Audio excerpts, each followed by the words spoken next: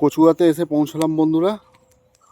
এইমাত্র চাকলা থেকে পুজো টুজো দিয়ে এইমাত্র পৌঁছলাম। খুব সুন্দর পরিবেশ এখানকার কচুয়ার লোকনাথ বাবা মন্দিরে।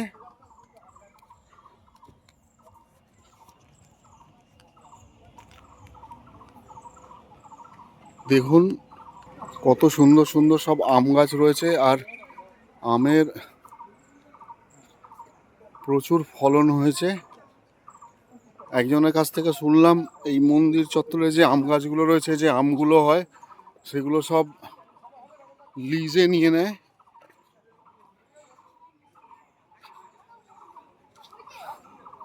দেখছেন আম কত সুন্দর, আমগুলো সব ঝুলে রয়েছে এখানে।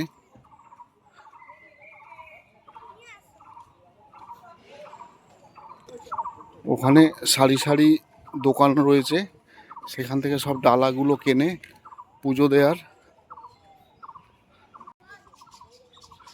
চাকলার মতন এখানেও ভোগ খাওয়ানোর ব্যবস্থা আছে। এই যে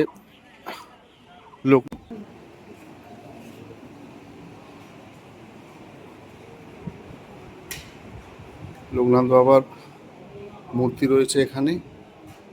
এখানে সব ভক্তবৃন্দরা সব বসে আছেন। চাকলার মতন অত ভিড় নেই এখানে, কিন্তু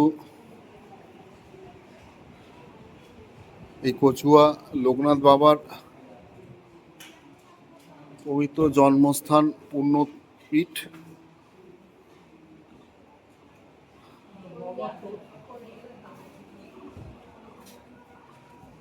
পুরো সারাউন্ডিং এই পুরো দেখছেন, পুরো এলাকা জুড়ে এই মন্দির চত্বরটা, ওই পুরোটাই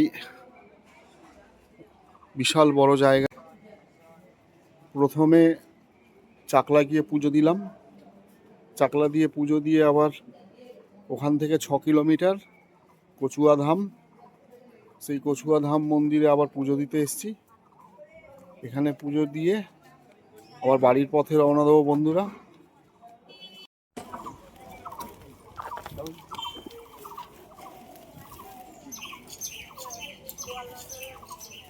জন্মদিন উপলক্ষে সে চাকলা কচুয়া ধামে খাবার আর জল বিতরণ করছে রাহুল।